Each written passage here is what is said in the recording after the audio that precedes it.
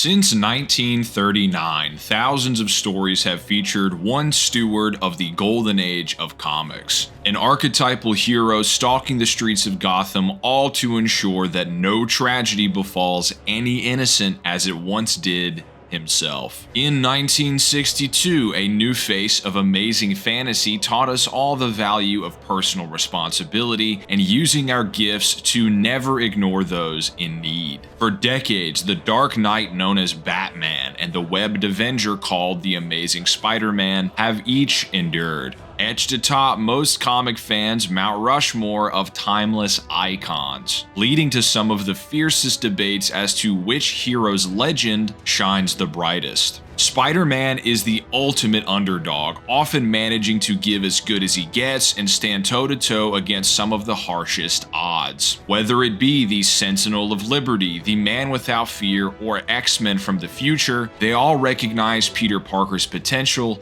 to be the greatest marvel of them all. Yet the Caped Crusader is often perceived as a mere man, however one that through training, ingenuity, and endless resources has proved himself as humanity's representative among his universe's greatest heroes. He famously prepared himself for any possibility, any ally turned rogue, sacrificing his humanity in large part to honor the oath he'd sworn as a child, as well possibly representing the greatest threat to the entire multiverse. After combing through countless issues, guidebooks, and interviews, I hope to provide the definitive take on who would truly win between the current main continuity versions of these comic book icons. And to make this the true ultimate analysis, I also have Chuck to help and explain the bedrock of the Wallcrawler's more classic and foundational power scaling, before I break down the more modern developments and context of Peter Parker's power level.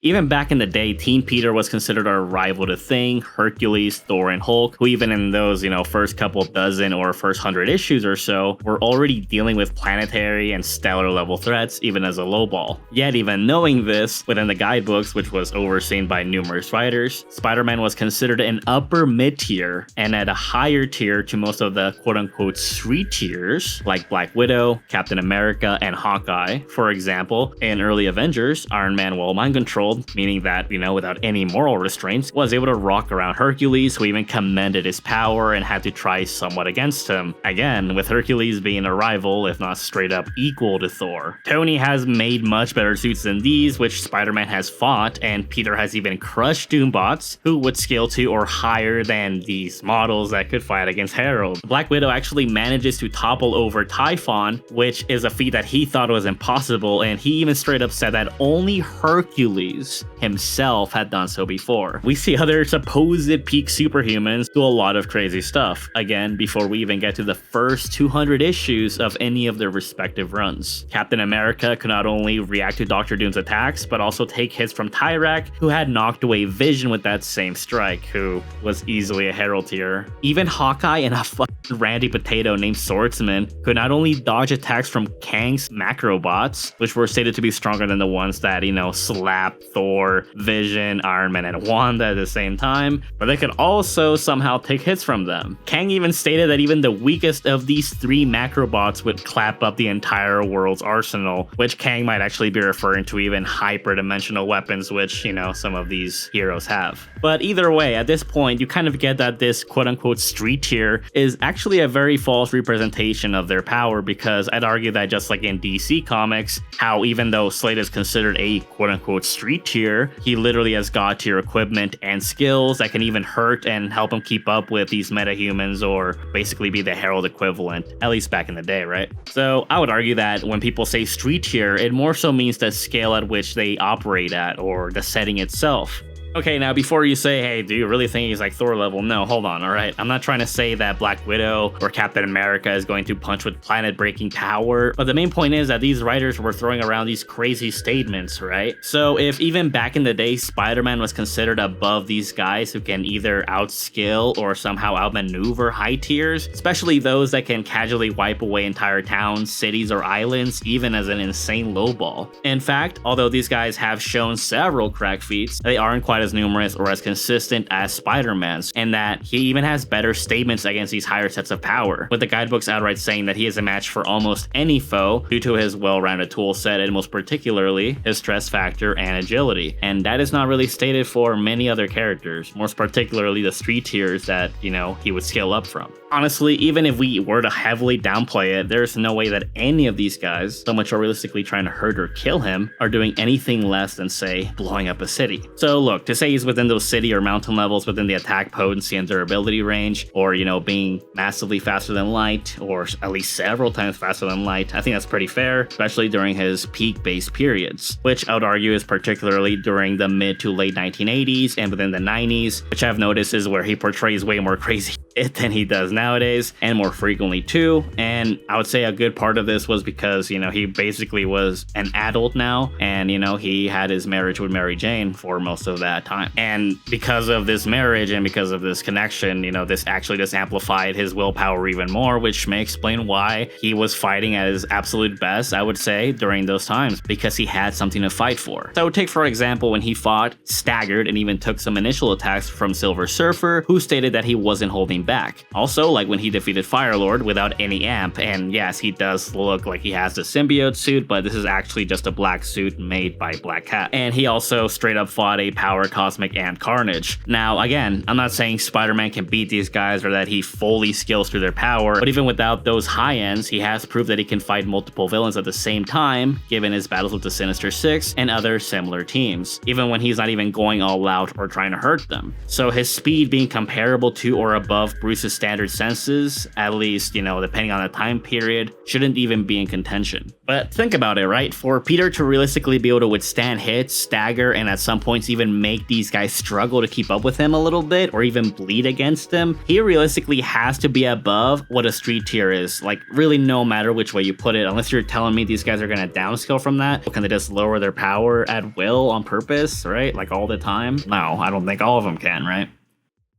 As Chuck described, Spider-Man clearly has a wide spectrum of limits or lack thereof depending on his mental state. The well-renowned stress factor, anger, his resolve, or if he's truly cutting loose on his opponent. This is crucial to outline, especially as we look at Spider-Man as he exists now. The brutally maligned Zeb Wells run had the evil clone of Peter Parker remark that after holding back for so long, Spider-Man actually has an unconscious mental block, akin to the Man of Steel in the early post-crisis era. When you really break this down, this means that even when Peter cuts loose in modern comics, at least starting in the 2020s, when Ben would have made this assessment, Parker is still suppressed. Even when Spider-Man thinks he's using his full strength, he's actually unknowingly restraining himself, and he can't access what would be his prior upper limits from the past, as we've demonstrated. This gives a canonical justification for some of his poor showings in recent issues, such as trading blows with or even losing outright to heroes and villains that he might have easily bested back in the day. In Tom Taylor's Spider-Man miniseries published the same year as this revelation, we see Peter frustrated at Aunt May's cancer diagnosis, angered to the point that he accidentally shatters a carjacker's wrist, where he is immediately remorseful. A perfect example of a situation informing this unconscious level of suppression. It has also been stated, such as in JMS's highly regarded run around the Civil War era, that Peter draws his strength from his loved ones, noting that if it wasn't for MJ and Aunt May, he'd have nothing to fight for. As Chuck alluded to, this is likely why Peter had such impressive showings up until One More Day.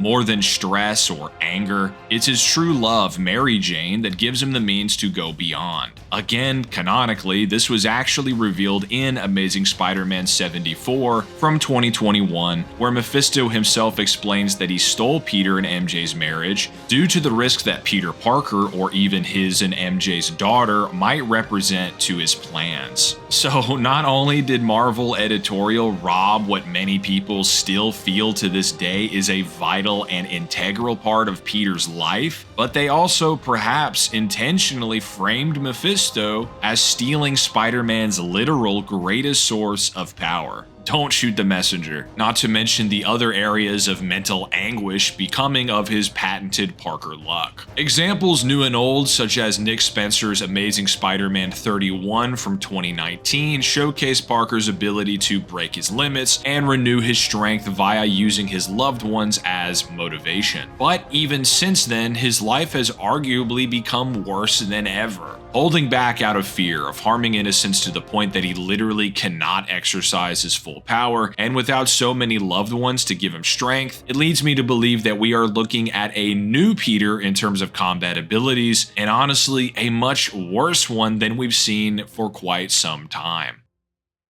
Marvel infamously has a tiering system, a shorthand used by fans to generalize the power level of the characters. Mainly street tiers are someone like Daredevil, a much more grounded fighter in terms of power set and durability compared to a cosmically empowered Herald tier like Silver Surfer or Thor. This current depiction of Spider-Man, which has been around for a few years now, holding back whether he wants to or not, has shown to be far closer to the former, which has debatably always been the case. As revealed in my Batman vs. Spider-Man villains video, the Man Without Fear has managed to defeat the likes of Shocker, Electro, and Rhino either through skill or even raw stats. All of them have pressed the wall crawler various times over the years, Rhino in particular. Yet in the most recent relaunch of Amazing Spider-Man, Peter has to use his full strength to lob a truck at Alexei, notably dislocating the webhead's shoulder just by doing so. Rhino shrugged this off and only passed out due to being drugged out of his mind earlier off panel. And yet Daredevil can just judo toss Rhino and choke him out in Chip Zdarsky's run. Fans of the character took far more notice of Wolverine's sheer victory against a bloodlusted and verbatim going all out Spider-Man in Spider-Man and Wolverine from 2025. People went nuts. Peter was trying to kill Logan here, thinking he was the assassin sent to murder Peter's parents all of those years ago. These being the same circumstances shown to amplify Parker's strength in the past. He'll be motivated by the death of Gwen Stacy, for instance, and that'll give him renewed strength. The fight is pitched, but with one definitive stab, Spider-Man is rendered unconscious. We then learn that the X-Man intentionally withheld any fatal wounds. He only wanted to stab some sense into Spidey, noting that if he wanted him dead, he would be. This being just after Kraven, a hunter who managed to get the better of Spider-Man and even his more bloodlusted clones many times, notes Wolverine as the far deadlier prey. Now, this might not seem so bad on the face of it, as Wolverine can, of course, combat the Incredible Hulk. However, one of Logan's mutant abilities is known as his Berserker Rage, which boosts his strength beyond normal levels, akin to Spidey's very own stress factor. Professor X said verbatim in the 5th issue of the 2020 series named Marvel, very creative, that Logan reaches his peak of his power every single time he fights the Hulk, which would logically not be the case when he's holding back on Peter or various other heroes. Many pointed to Spidey's apparent victories against Logan in the past, however, they seem to ignore context to justify their outrage. Secret Wars was many decades ago by now, with both characters having waxed and waned in combat abilities since then.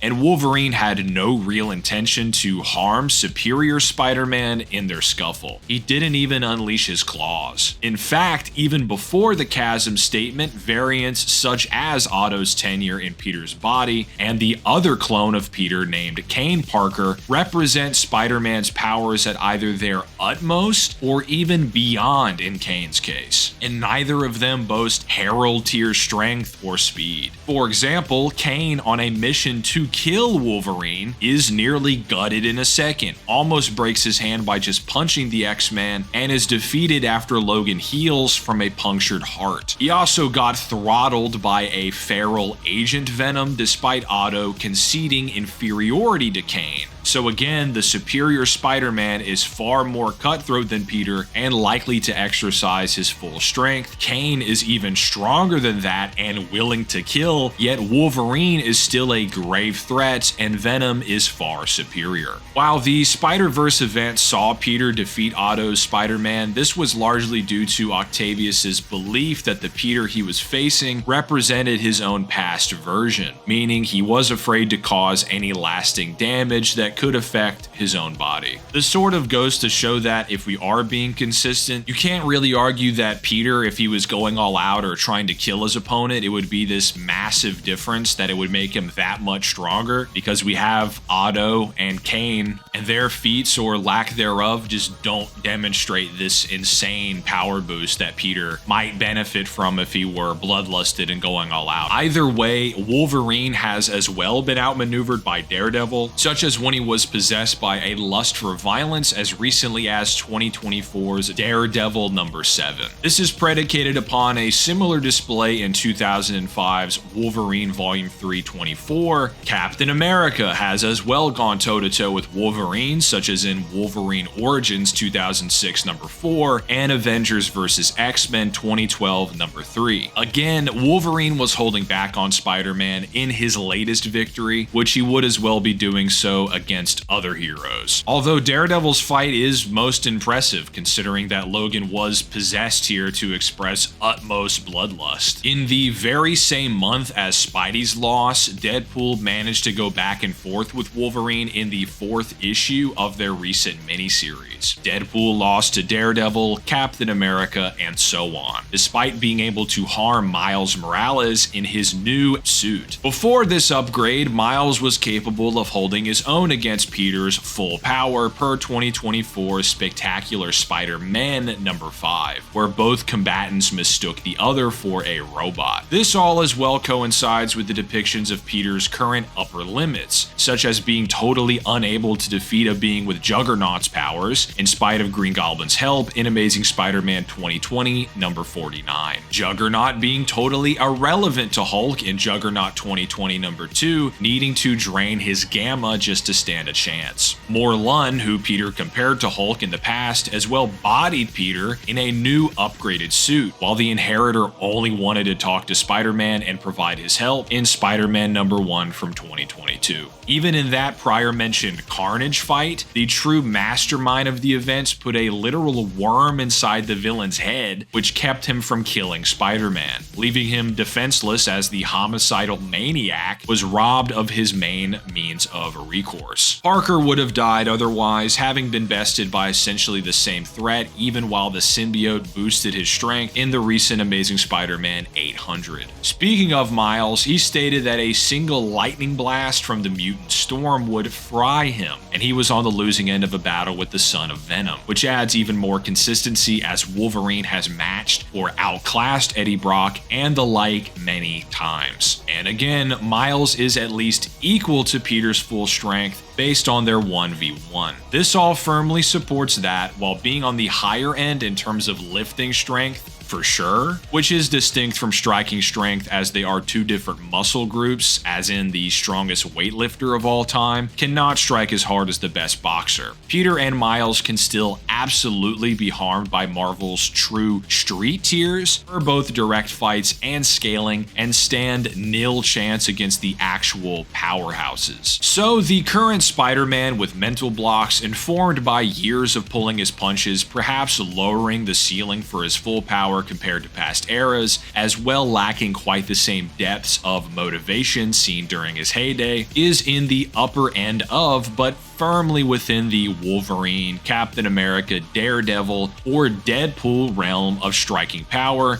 durability, and speed. While they aren't exactly equal in every facet, some are certainly deadlier, more skilled, or more powerful than the other, all of these street tier heroes can and have kept up with, drawn blood from, and even defeated one another back and forth multiple times across the decades. But that only answers half the question. Does the Dark Knight have what it takes to stand to even that? Plus Parker's bevy of unique abilities, intellect, and experience.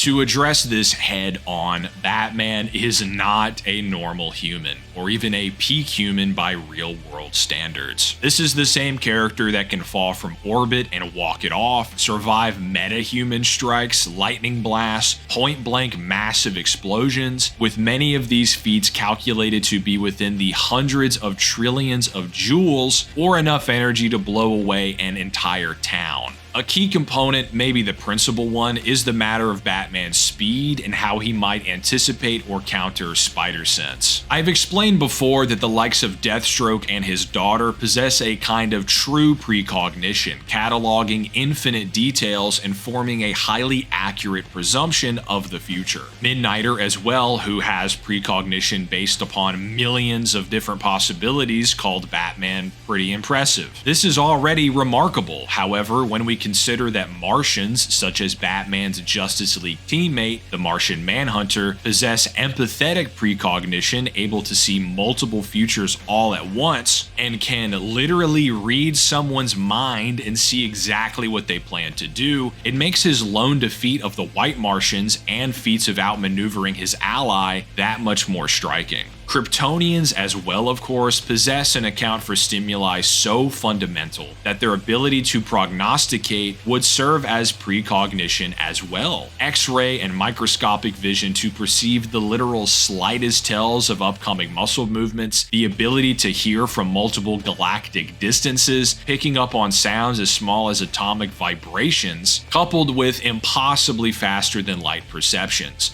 Yet, Batman can keep up with and outmaneuver various examples of the species. Mind-controlled variants of the Man of Steel himself, Supergirl, Ultraman, other multiversal versions, or the Bizarro Superman. When it comes to outright speed, if Batman could even keep up with the web-slinger, in Rebirth Batman number 64, the Dark Knight manages to sense Barry Allen's Flash approaching behind him, with the speedster noting how Bruce could always anticipate the Flash via the static electricity on his cape, giving him a heads up. Deathstroke, as I mentioned before, is a fighter within Batman's capacity to press in combat, and he too could even predict Wally West in Identity Crisis number 3. This is consistent with Bruce's maneuvering around Kryptonians, and per the fact that he's pretty much never left in the dust, even around his immeasurably faster than light teammates. Even in Gotham, when you add everything up, Batman is far more likely to dodge machine gun fire,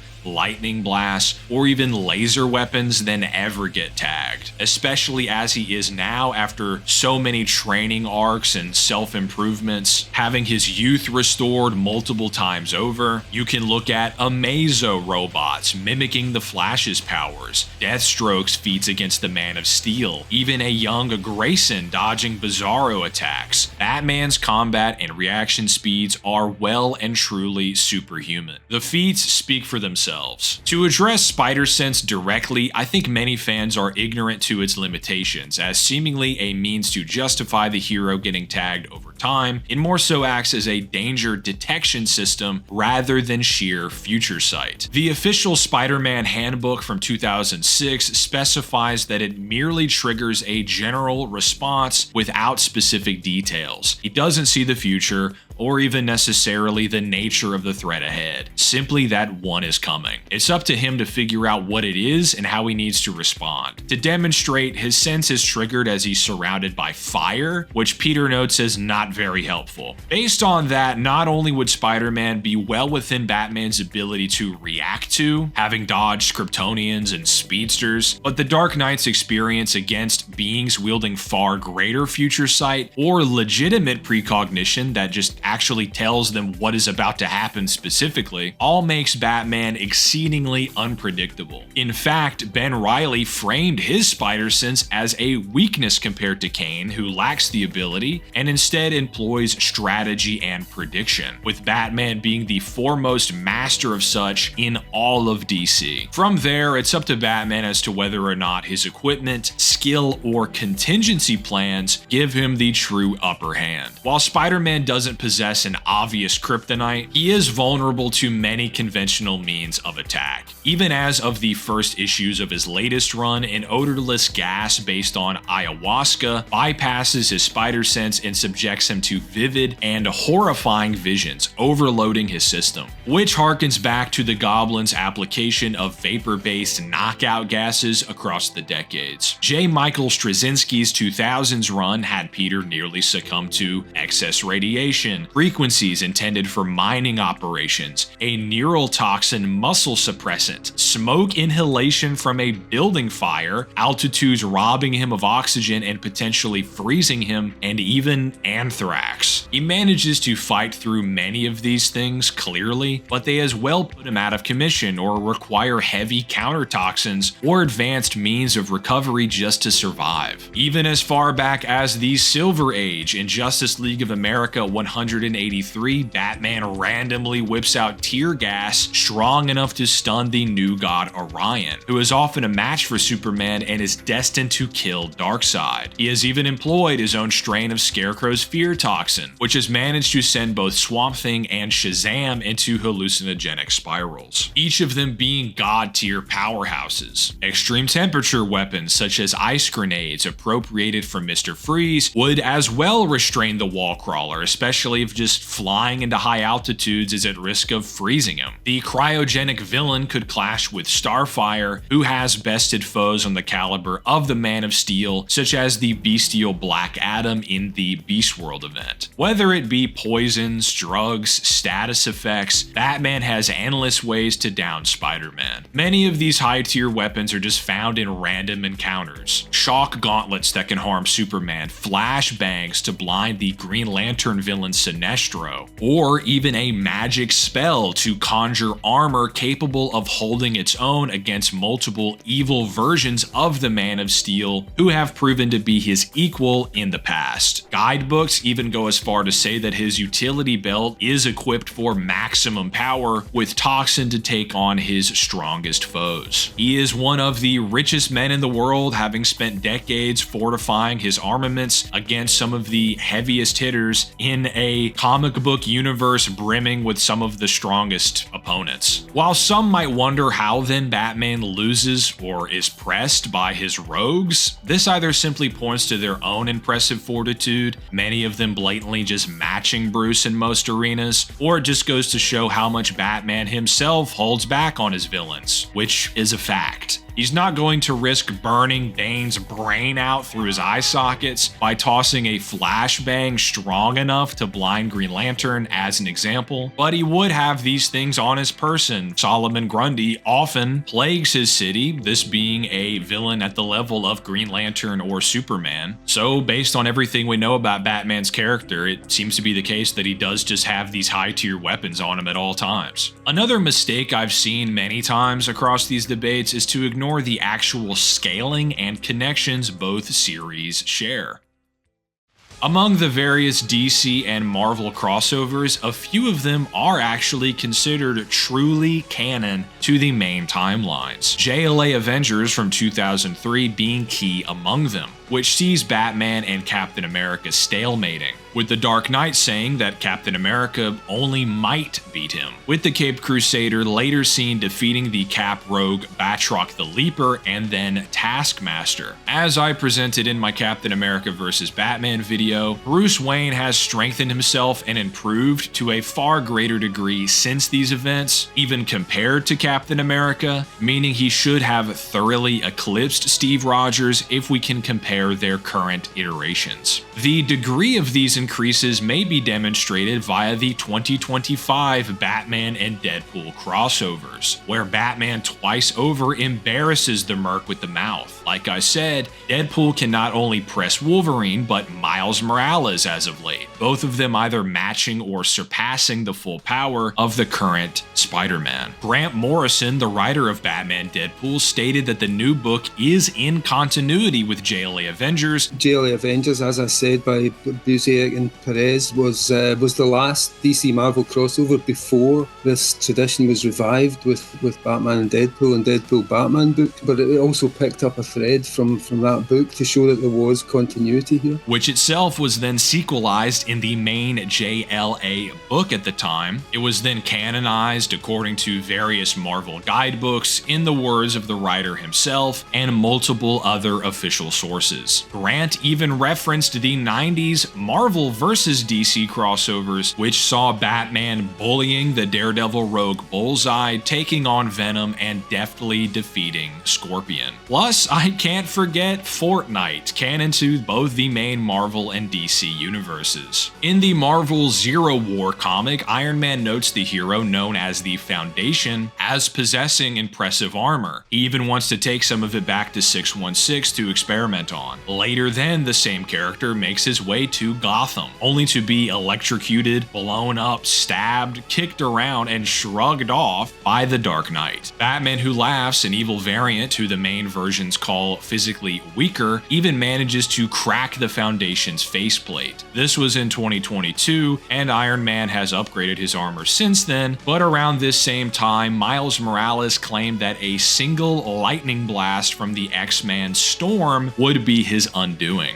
with Iron Man tanking multiple of them and giving the mutant a run for her money in the 2023 Iron Man Annual. So yes, via canonical crossovers, Batman can easily physically overpower fighters that can damage or even outperform both Spider-Men, and his cutting-edge weapons affect beings that impress Iron Man, who withstood multiple attacks that would one-shot even Peter Parker, since Miles proved to be his equal. This is supported by Chip Zdarsky, who wrote Batman and Daredevil for many years, the run that saw Matt Best, US agent, outplay Peter Parker and toss around the Rhino, stating that the Dark Knight would definitively defeat the devil of Hell's Kitchen. So even if you still want to entertain the position that Spider-Man is this uber god tier, well then so is Daredevil, and canonically Batman would slot right in there. And while Spider-Man is a genius in his own right, seen when with 12 hours of prep time, he managed to outmaneuver a combination of Iron Man, She-Hulk, Captain Marvel, Blade, Black Panther, and Captain America in 2023's All-Out Avengers number 5. Peter knew he'd be caught, and the Earth's mightiest heroes weren't trying to kill him or anything like that. Otto Octavius as well came up short against a bloodlusted Hyperion, even with prep, who is Marvel's answer to Superman. Whereas Batman has consistently showcased countless successful battle plans to subdue entire Justice League rosters. When the android known as Failsafe, built and programmed by Batman himself, was on the loose, it made quick work of the entire JLA. However, the Dark Knight managed to outthink himself for some time. People usually think prep time doesn't apply to a random encounter type versus scenario, but let's be honest, Batman's already spent decades devising plans and backup plans, multiple redundancies, for heroes far stronger and more versatile than Spider-Man, and he has each of them stored on his person to access at any time. What can Peter do against a nanobot subjecting him to a fake reality effective against Wonder Woman, or a magical lasso of lies